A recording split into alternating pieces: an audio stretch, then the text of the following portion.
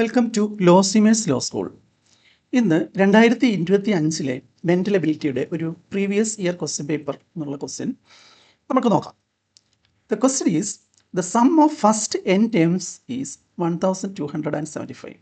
The value of n is equal to option A 50, option B 45, option C 55 and option D 60.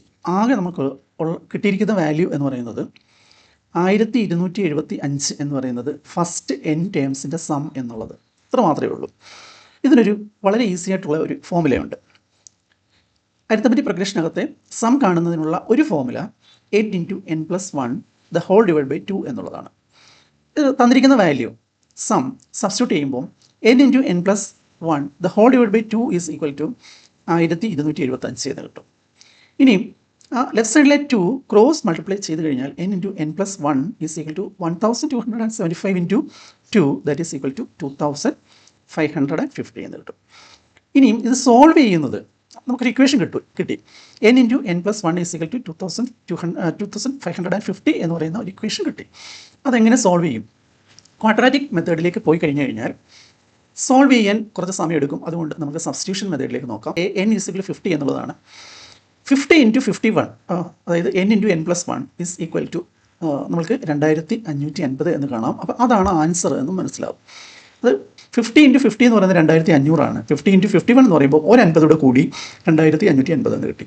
അതേപോലെ option B n 45 ആണെന്നുണ്ടെങ്കിൽ n+1 46 ആണ്. So 45 × 46 is equal to 2550 ആണോ എന്നുള്ളതാണ്. അപ്പോൾ 40 കൊണ്ട് multiply ചെയ്യുമ്പോൾ തന്നെ നമുക്ക് എന്താണ് 45 × 50 കൊണ്ട് മൾട്ടിപ്ലൈ തന്നെ 2500 കിട്ടത്തുള്ളൂ.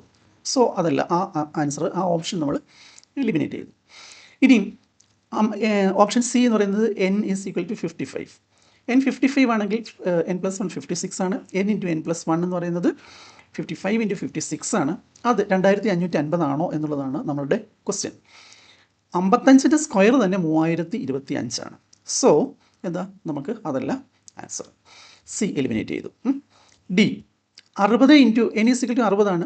n+1 61 ആണ്. 60 × 61 എന്ന് പറയുന്നത് 60 × 60 പോലും 3600 ആണ്. സോ അതും നമ്മൾ മൾട്ടിപ്ലൈ പോലും ചെയ്യാതെ 60 നമ്മൾ എലിമിനേറ്റ് ചെയ്തു. കറക്റ്റ് ആൻസർ ഏതാണ്? n ഈസ് ഈക്വൽ ടു 50 എന്നുള്ളതാണ്. അത് ആദ്യത്തെ 50 നമ്പേഴ്സ് നമ്മൾ ആഡ് ചെയ്ത് കഴിഞ്ഞാൽ എന്ത് കിട്ടും?